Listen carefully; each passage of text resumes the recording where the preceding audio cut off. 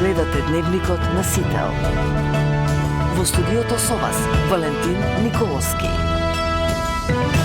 Почитувани гледачи, добро вечер. Во Централниот дневник на Сител ќе гледате: опит за киднапирање на познатиот македонски пеач Даниел Кајмаковски во Белград. Го врзале во возило, му барале 20.000 евра за откуп. Кајмаковски е ослободен и на безбедно. Министер во поранешната влада го сменил правилникот за производство на медицински канабис противно на законот, тврди Мицкоски. Премиерот очекува да се запленат 100 тони нелегална марихуана. Власти и опозицијата продолжија да се препукуваат за случајот со нелегалниот канабис. Се јави и Заев кој бара извинување од пратеникот на ВМРО ДПМН. Петрушевски нема намера да се извинува, туку и натаму тврди дека екс-премиерот е инволвиран во случајот и дека гради во Дубај. Владата и синдикати на администрацијата постигнаат договор според кој околу 11.000 административци ќе добијат покачување на платите од 40% до 2028 година. Двегодишно дете од Битола искасано од лутница кучиње и со тешки телесни повреди хоспитализирано на детската хирургија во Скопје. Хорор доживеала и скопјанка која завршила со 7 рани од каснување. За прашања од областа и реформата на администрацијата во тема на денот со министерот за јавна администрација Горан Минчев.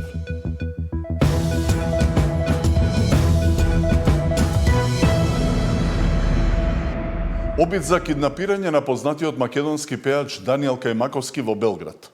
Веднаш по синоќешниот настап во белградски клуб, тој бил пресретнат од две лица кои зборувале на турски јазик. Со оружје бил принуден да влезе во возилото и врзан. За откуп му барале 20.000 евра, откако возилото не запрало на полициска контрола, по кратка бркотница удрило во стол, пошто киднаперите избегале. А Кајмаковски бил пронајден од полицијата врзан на задното седиште. Македонскиот пеач не е повреден и се чувствува добро. Даниел Кајмаковски киднапиран во центарот на Белград. Драмата се одвивала во раните утрински часови, кога македонскиот пеач завршил со својот настап во популарен ноќен клуб во близина на Бетон хала. Пред да влезе во сопственото возило, го пресретнале двајца непознати сторители, му ги врзале рацете со селотейп и принудно го натерале да влезе во неговиот автомобил, законувајќи му се со нож и пиштол. Му барале откуп од 20.000 евра. Двајцата напаѓачи тргнале да возат некај градот Рума. При обидот на сообраќајната полиција да ги запре, возачот удрил во банкината, пошто напаѓачите успеале да избегаат од местото на настанот и се уште се во бегство. Полициската потера траела 63 километри. Неофицијално дознаваме дека говореле турски јазик. Наведеното возило е запрено на територијата на општина Рума, во која жртвата е пронајдена со врзани раце, додека сторителите успеале да го напуштат возилото и да заминат во непознат правец, соопшти од српското МВР. На Кајмаковски му укажана лекарска помош. На местото на настанот е спроведена истрагата. Вишото јавно обвинителство во Белград го квалификува кривичното дело како киднапирање, а интензивната работа за понатамошно расветлување на кривичното дело е во тек. Српските медиуми пренесуваат дека се огласила и неговата мајка. Се слушнавме, важно е да е жив, а дали е добро, рано е да се каже. Во таква ситуација човек најмногу се грижи за своите деца. Јас сум во шок, изјавила мајката на Кајмаковски за српски Блиц. PR тимот на пејачот ја потврдува веста, соопштија дека е добро и дека се наоѓа во неговиот дом. Од она што го чув од Даниел во краткиот разговор, ми се чини дека многу смирено и храбро се соочил со киднаперите. Сега му е потребен мир и во интерес на полициската истрага нема да дава изјави, пишува PR службата на Кајмаковски. Кајмаковски се прослави со победата на шоуто X Factor Adria, а ја представуваше нашата држава на Евровизија во 2015-та. Последниве години живее и работи во Белград. Габриела Лескова, Сител телевизија. Министер во поранешната влада го сменил правилникот за производство на медицински канабис противно на законот, тврди Мицкоски. Премиерот најави одлука на владата по која полицијата ќе влезе во секоја фирма која има лиценца за производство на медицински канабис. Според неговите очекувања, во акцијата во која досега се запленети 40 тони нелегална марихуана, бројката најверојатно ќе надмине 100 тона. Поранешен македонски министер веројатно ќе биде меѓу осомничените во големата акција на полицијата која досега извади над 40 тони марихуана од легалните плантажи во Скопје и Струмица. Премиерот утрово на пресконференција вели дека бројката веројатно ќе надмине 100 тона. Законот е генерално ист, но некој министер, а тоа деновиве ќе се разработува, дозволил да се промени правилникот кој што е спротивен на законот. Значи, ние имаме подзаконски акт кој што е во коализија со самиот закон. Дали тоа некој со умисла го правил? Дали тоа го правил со некаква друга цел? Истрагата ќе даде одговор. Мицкоски најави дека во вторник владата ќе донесе одлука по која полицијата ќе влезе во секоја фирма која има лиценца за производство на канабис. Тој објасни дека дел од контролираните производители одгледувале марихуана во услови за кои однапред знаеле дека добиениот производ нема да може потоа да го користат за производство на масло како што налага законот.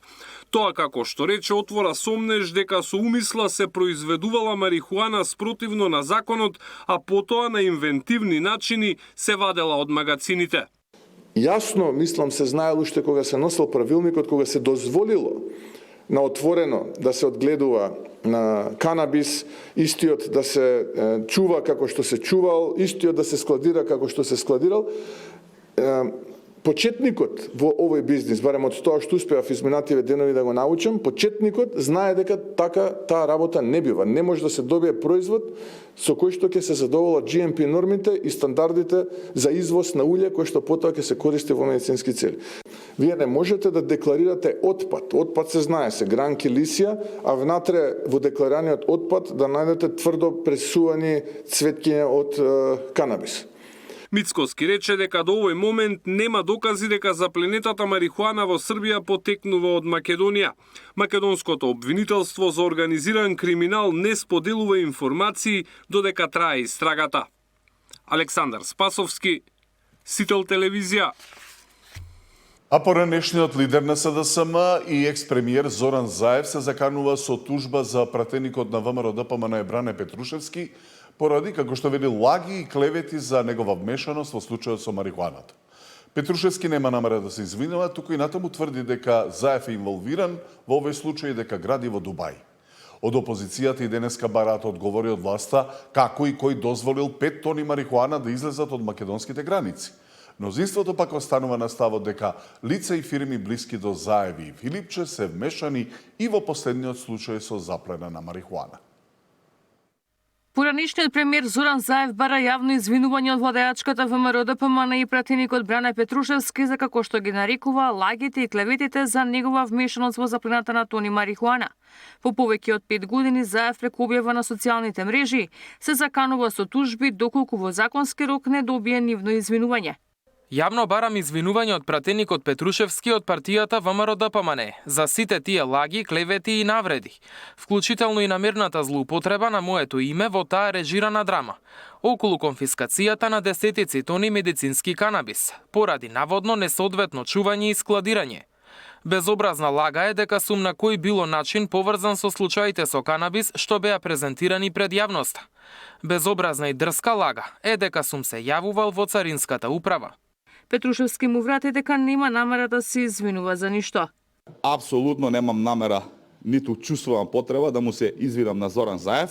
Напротив, очекувам Зоран Заев да се извини на целокупната македонска јавност за сите милионски криминали кои што ги има правено и да се извини за сите национални предавства и понижувања. Она што е индикативно во неговото излегување во јавноста е тоа што, иако демантира и вели дека немал никаква врска со овој случај со марихуана, сепак во тоа негово описание кажува дека ова било режирана драма и дека запленетата марихуана била наводно запленета заради несоодветно чување и складирање, со што директно се става во одбрана на оние кои што се осомничени.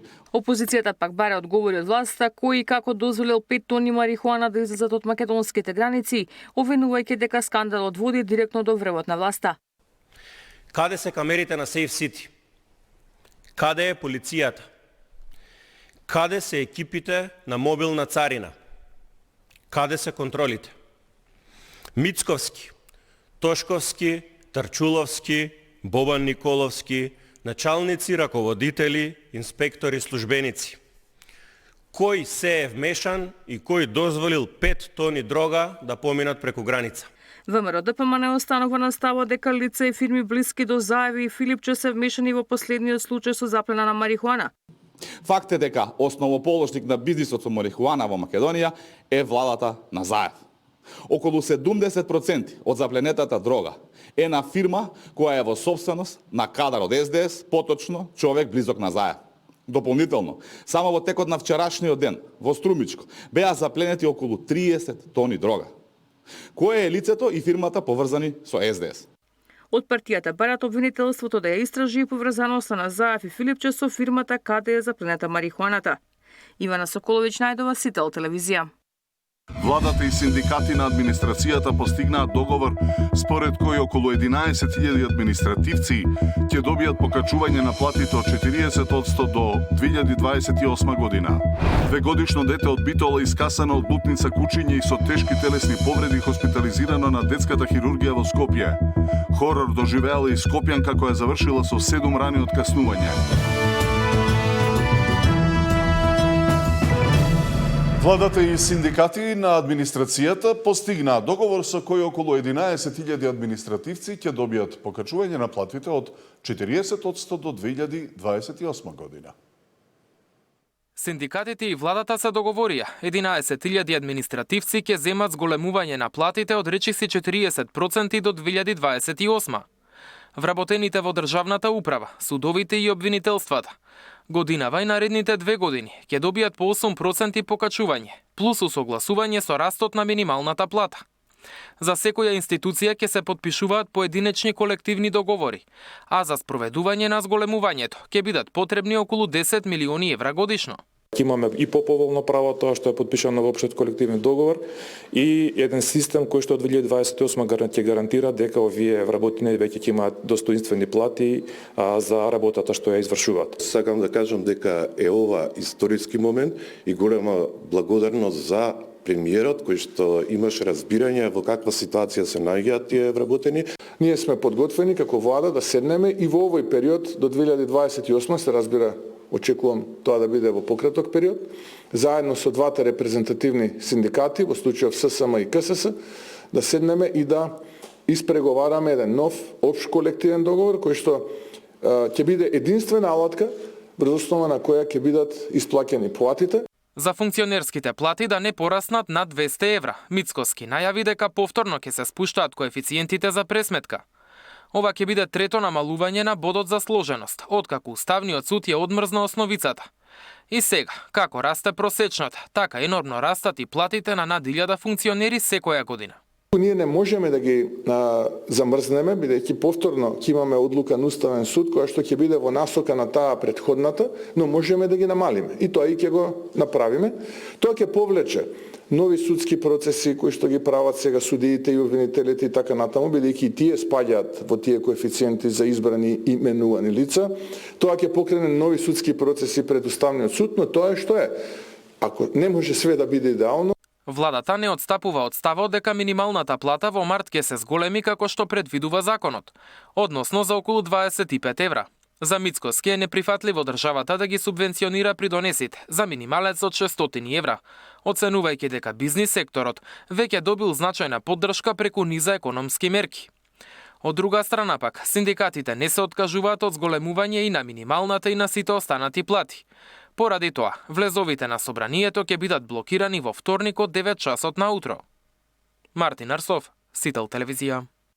Така наречениот договор што денеска е постигнат со УПОЗ потврда дека владата на Мицкоски не сака да ја покачи минималната плата на работниците на 600 евра, реагираат од СДСМ.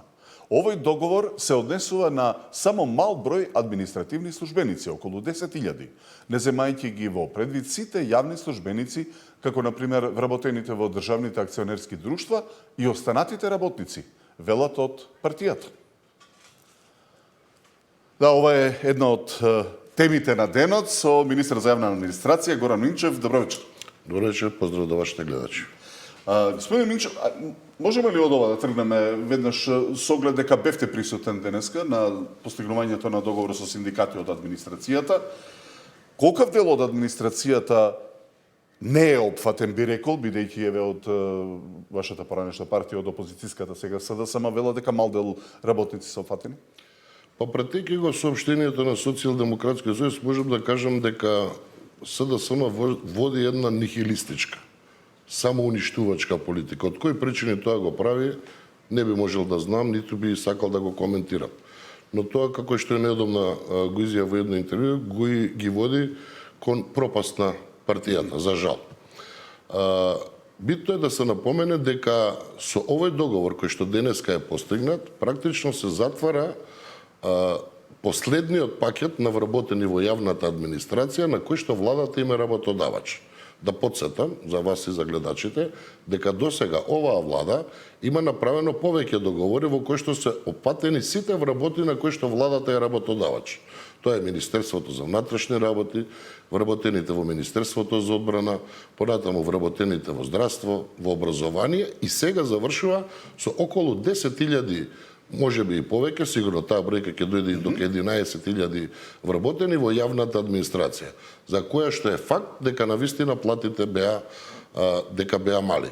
Министерството за јавна администрација во соработка со Министерството за финансии и предводено од председателот на владата, овие разговори со синдикатите, би рекол репрезентативните гранкови синдикати, а тоа се УПОС и САДУ, ги води повеќе од година дена. Денеска можам да кажам со задоволство дека е постигнат историски, би рекол, договор со кој што платите на вработените во јавната администрација кои што навистина беа на едно ниско ниво, до крајот практично на 2027 или почетокот на 2028 година, некаде март-април месец, ќе бидат зголемени до 40%.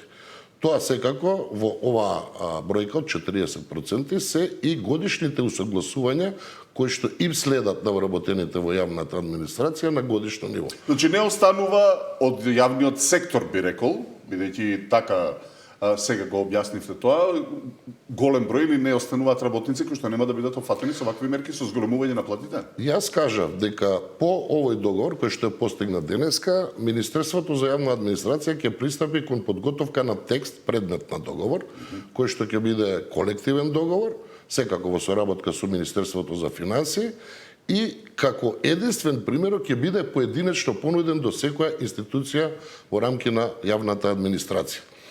Потенцирам дека со ова се затвара пакетот на вработени во целиот јавен сектор, ако тука ги тргнеме секако вработените кои што се во рамки на локалната самоуправа, јавните претпријатија кои што се под локалните самоуправи, бидејќи тие подлежат на други законски решенија, го затвараме за година и пол процесот на покачување на платите на вработените во јавната администрација. Колку ќе биде минималната плата во јавниот сектор ако ССМ баре 600 евра? А видете, минималната плата може да се гради врз база на договор кој што се одвива во економско-социјалниот совет. Сојузот на синдикати на Македонија има, би рекол, нереално барање. Предпоставувам дека тоа е координирано со политичката партија СДСМ, затоа што да се вратиме малку наназад, Сојузот на синдикати на Македонија тргна од 450 барање за минимална плата, па 500, па дојде до 600 евра.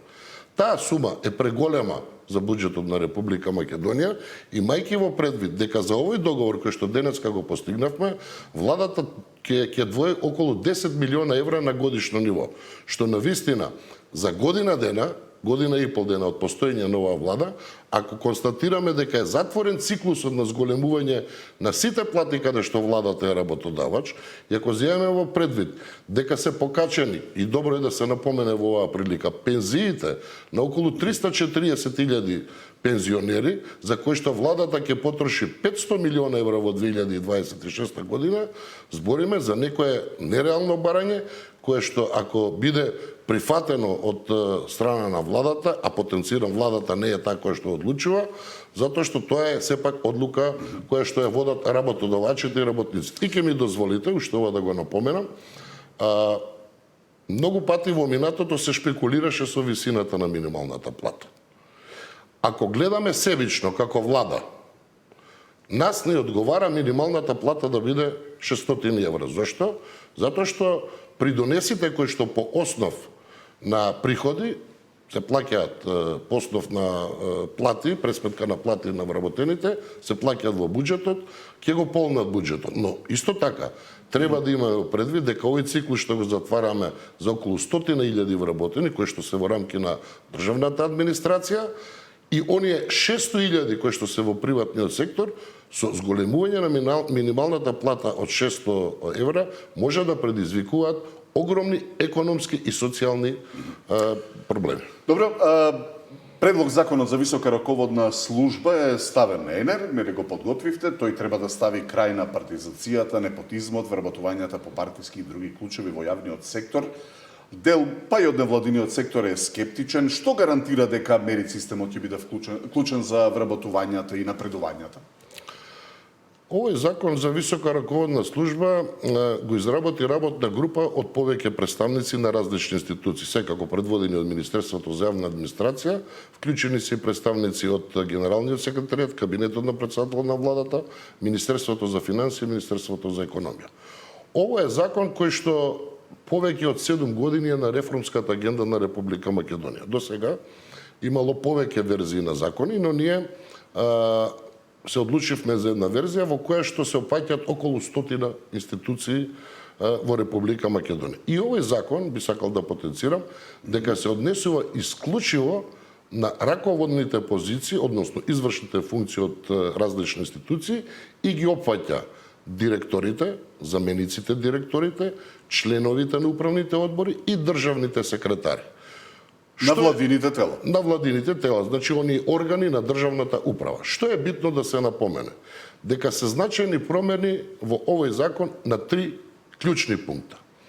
Првиот е да се поведе и во овој закон тоа го содржи, да има начин, критериуми и постапка на избор на високи раководни функции. Вториот е да се скратат членовите на управните одбори, кои што се трошок во буџетот на Република Македонија, на максимум 3 члена, имајќи во предвид дека досега беа некои институции 5, 7 и 9 члена на управните одбори, ние вршиме практично една мини чистка и правиме огромни заштеди во буџетот. И третиот пункт е регулација на досега би рекол алатката или пак злоупотребата на таа алатка, а тоа е ВД функцијата или пак можноста за ВД функционер да се продолжува на секој 6 месеци. Дозволете ми тогаш. Овдека тоа го регулираме само на 6 месеци. Заради бројни прочитав критики од граѓанскиот сектор, иако се генерализирани, на што се должат тогаш? Што е проблем во тие комисии, дискреционата права на министерот, дека повторно тој ќе може да одлучува, дека и веде функцијата на одреден раководител може да се одолговлекува до безкрај, доколку на конкурсот не му се допаѓа на министерот. Па не е така, видете. Значи мора да направиме разлика во за неколку реакции, да кажем, на невладиниот сектор. Ние веде функцијата ја ограничуваме максимум на 6 месеци, што значи веднаш потоа мора да биде распишан јавен оглас за одредена позиција или одредена функција во зависност од институцијата. Број 2, во рамки на ова комисија која што одлучува, треба да е составена, како што е пропишано со законот, од професионалци кои што произлегуваат од Генералниот секретаријат, односно искусни административни службеници. Една или две комисии? Една, но подоцна е и за друга институција, согласно другите подзаконски акти, за дополнителните критериуми, бидејќи овдека во овој закон се содржани само општите критериуми. Сега, која е реакцијата на невладините или граѓански здруженија? Дека треба да постои посебно тело, новогабаритна комисија, која што ќе произлегуваат дополнителни трошоци во буџетот, составена практично ново тело и рачунајте понатаму администрација, која што ќе биде практично сервисно ова тело. Сега, ако ние ги кратиме членовите на управните одбори, ако оваа влада и Министерството за јавна администрација се залагаат за силни реформи и кратење на членовите на управните одбори, тогаш е нелогично ние да формираме ново тело. Ако го имаме предвид дека во реформската агенда на Министерството за јавна администрација е и следниот закон во кој што треба да практично намалиме 40% на институции кои што се од органите на државната управа во таа прва линија, и ако треба да кратиме институции кои што се преклопуваат или имаат иста надлежност, тогаш е нелогично да формираме ново тело, нова комисија, која што ќе произведува дополнителни трошоци во рамки на буџетот. Но исто така морам да кажам дека критериумите се навистина високи, збориме за општите, а понатаму со текот на самиот избор на функционер, во зависност од институцијата, може да се формира, значи, и посебни комисии ќе бидат формирани за избор на таквите раководители. Ако се задржиме малку на државните секретари, кој е ставот? Какви се решенијата одека? Да имаме државен секретар професионалец од институцијата, што ќе се јави на оглас, или да биде тоа партиски или близок член на министерот заради блискоста во одлучувањето и спроведувањето на политиките во ресорот?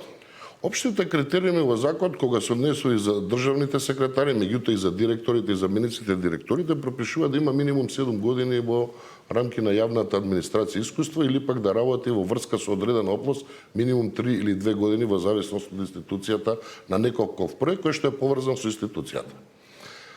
Сега, се наметнува дилемата и ние имавме во работната група на вистина долга дебата и дискусија дали државните секретари да бидат во рамки на овој закон. Видете, политичките партии излагаат на избори и добиваат доверба на граѓаните.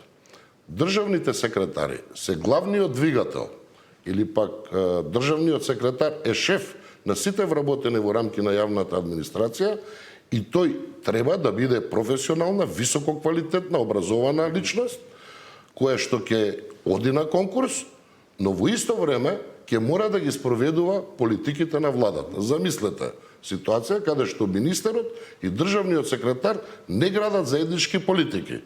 Тогаш немаме ништо од брзи резултати и реформи кои што се бараат од нас. Но, би сакал ова да го кажам. Не се водеше полемика или пак реакцијата од граѓанските здруженија, можеби и Сигма за државните секретари. Туку се водеше дебата дали и генералниот секретар на владата и замени генералниот секретар на владата треба да бидат дел од овој закон како што се државните секретари. Уште едно интересно прашање се поврзува со овој предлог закон за високи раководни функции. Ќе се раководите според балансерот, правична застапеност при одредувањето исто и докаде е впрочем процесот со балансерот? Не, овој закон воопшто не предвидува таква етничка застапеност. Значи овде е битно да бидат овие извршни функции, би рекол квалитетни, професионални, но да ги спроведуваат политиките на владата секако од одредена област. Што се однесува до законот за правична застапеност, тој е веќе вратен од Венецијанската комисија.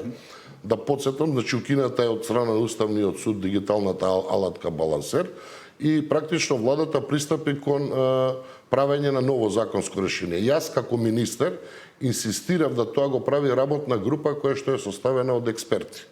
За да не се доведеме повторно во истата ситуација, Уставниот суд да ни укинува одредени членови или одредби од постоечкиот закон. Тој закон е направен, пратен е во Венецијанската комисија.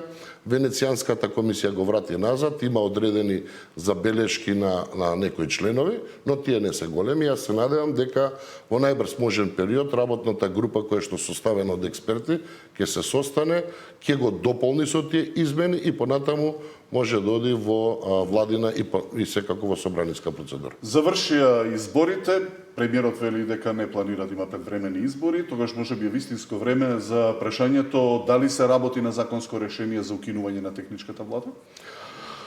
Законското решение за техничката влада е во завршна фаза, но исто така морам да кажам дека тоа беше отворено како една од главните точки на лидерската средба.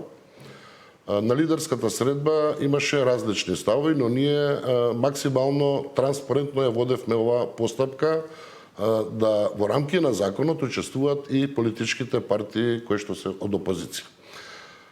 И при тоа пристапивме прво кон една средба која што се водеше во рамки на собранието на координатори на пратенички групи и понатаму беа повикани дел од координаторите од позицијата, но сите координатори од опозицијата во Министерството за јавна администрација да се поразговара и да им се укаже за можноста за промена на законот за влада. Исто така во собранието јас како министер за јавна администрација нацрт верзијата на законот ја доставив до сите координатори на една координативна средба на пратеничките групи. Тие требаше до петокот да дадат своји сугестии и забелешки и ние во една демократска атмосфера, веќе имаме завршната верзија како Министерство за јавна администрација, ќе ја пратиме до владата. Инаку, прифатени се забелешките на опозицијата, односно барањето на Социјалдемократскиот сојуз, да всушност дополнителните министри кои што ги предвидува ова законско решение бидат во тие министерства во кои што тие ги бара и исто така делумно, што сметам дека едно балансирано решение е прифатено да техничката влада или така наречената пржинска влада важи и на следните парламентарни избори без разлика кога се, дали се вонредни парламентарни или редовни, да се укине на тие потоа. Еве сега од СДСМ што како од СДСМ бара да биде нон-стоп оваа пржинска влада, односно да не биде воопшто укината.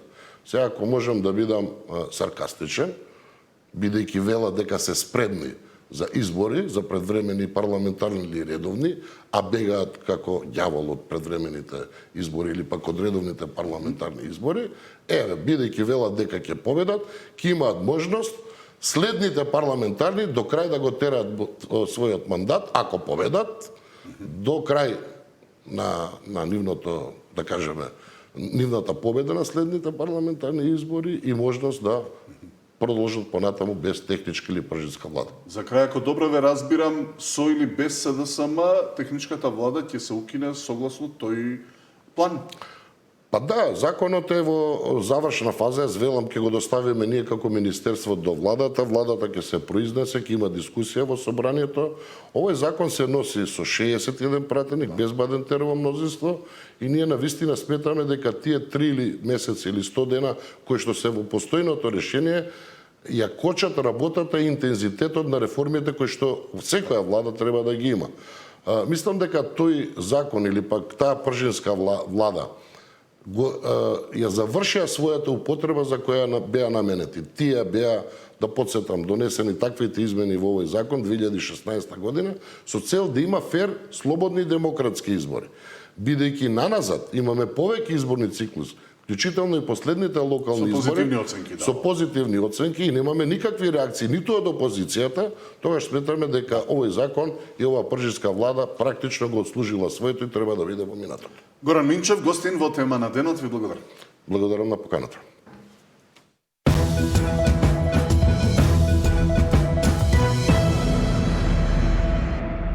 Двегодишно дете од Битола со тешки телесни повреди е хоспитализирано на детската хирургија во Скопје откако било искасано од лутница улични кучиња во близина на својот дом.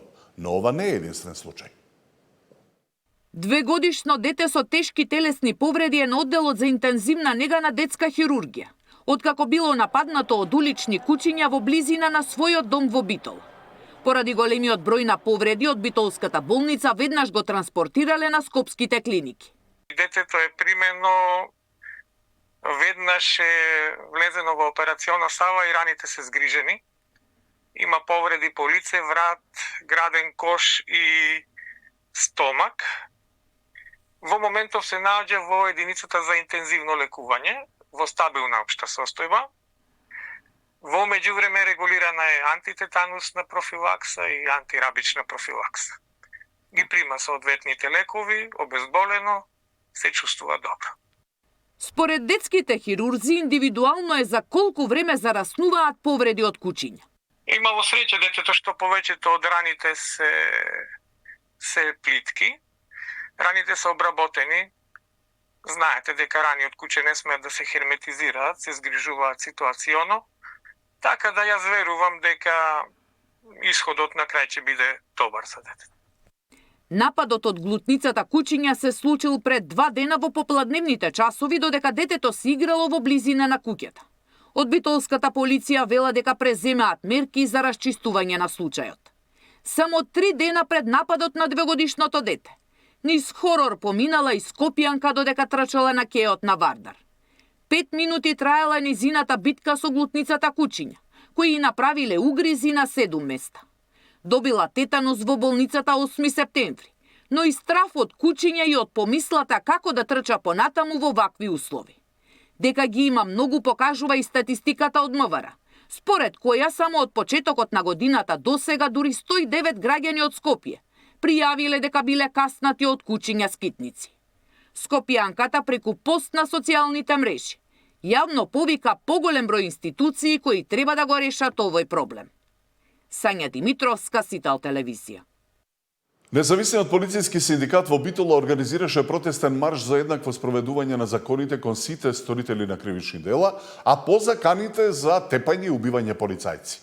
Од протестот се побара еднаков третман пред законот за сите извршители на кривични дела, а не само на полицајците, крај на селективната правда и притвор за сторителите. Бидејќи се повикаа на сличен настан пред само 2 години, што се случи во Прилеп, кога лице се закануваше на обвинителка и потоа веднаш беше побарано за него и определено мерка притвор. Заканите кои што ни беа упатени и за напади и за убиства на полициски службеници доколку продолжиме да го спроведуваме законот, и мислиме дека треба апсолутно сериозно да ги свати државата, затоа што секоја закана и секој напад врз полициски службеник мора единствено да се гледа како напад врз државата. Сметаме дека ако оваа појава, девијантна појава, сега поминеме така кроз неа, таа утре би се повторила и на други работници, и на суди, и на обвинители, и на новинари, и дека мора да има многу сериозни и поригорозни казни, дека извинувањето како извинување не е казна и не може да биде правда, и дека треба да има притвор за лицата и кривична постапка. Ваквите навреди и ваквите закани не смеат да се толерират никако. Казните мора да се зголемат, да бидат построги и парично, а и со затворски казни, кога би сакале да имаме правна држава. И не смееме за никој да има различни аршини, да биде за едни инаку, за други инаку. Сите граѓани мора да се еднакви пред законот и пред правдата.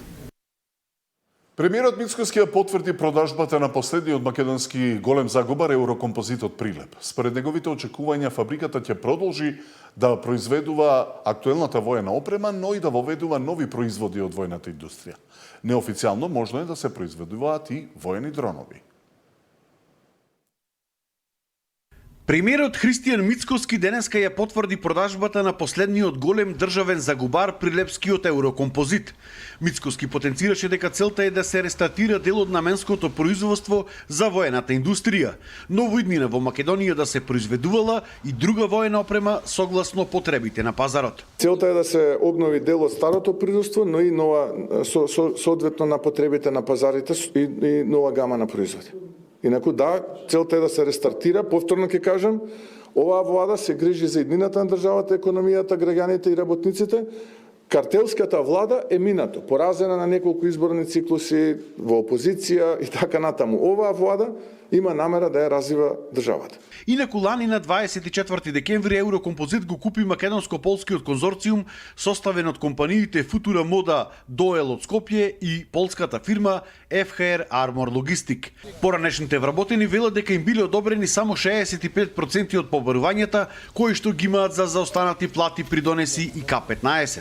Според нивни информации, новиот инвеститор сакал да прави дури и воени дронови. Несигурни извори, знаеме дека ќе се правеле шлемови, ќе се правеле панцири, можно е вика и дронови. Тие не се сигурни извори, меѓутоа тие што е зедоја полска овој конзорциум што е, сигурно има нешто, плюс тоа и околу 150 вработени најавува нови. Новите инвеститори првата рата кон доверителите од околу 1,2 милиони евра веќе ја исплатиле, а останатите 3 рати требало да ги исплатат во наредните 3 години, односно до крајот на 2028, кога полскиот инвеститор ќе стане и комплетен сопственик на Еврокомпозит. За Сител Дарко Штарговски. Комплицираните и долги процедури го отежнуваат снабдувањето со терапија за пациентите со ретки болести. Од регионот на Југозападна Македонија заклучно со минатата година регистрирани се околу 110 пациенти со ретка болест. Начинот за набавка на лекот и чекањето кое долго останува проблем за лицата со ретки болести. Поради обемните административни процедури, пациентите со месеци остануваат без потребната терапија. Загрижувачки е податокот дека повеќето од пациентите се деца кои прерано го завршуваат животот. Ние мора да имаме условен буџет за одредени хитни дијагнози кои што не чекаат. За терапија што ќе се добие набрзо, за неколку денови, бидејќи имаат болести кои што не чекаат месеци и година. За тие лекови можеме да направиме еден мост период, некој период кој што ќе се набави преку условен буџет, па после нека биде на програмата за ретки болести. Лековите што веќе се воспоставени на ретки болести се набавуваат редовно. Тука немаме проблем со набавка. Проблемот е на почетокот, во започнувањето на набавка на лекови и исто така многу се строги критериумите за распишување на тендер за лекови за компаниите кои што ги носат лековите. Во регионот на Југозападна Македонија заклучно со минатата година регистрирани со околу 110 диагнози на пациенти со ретка болест. Јас сум невролог, 75% од ретките болести имаат невролошка манифестација. Моментално во нашата установа, регионален центар сме ние, специализирана болница за ортопедија и травматологија Свети Еразмо, имаме 54 пациенти со ретки болести. Моментално циркулираат 54, од кои 5 веќе се на терапија и еден пациент кој е планиран за терапија бидејќи многу брзо беше диагностициран. Регистарот на ретки болести брои 1093 пациенти, од кои 260 се починати. Дел од нив се лекуваат, а за некои болести воопшто не постои лек.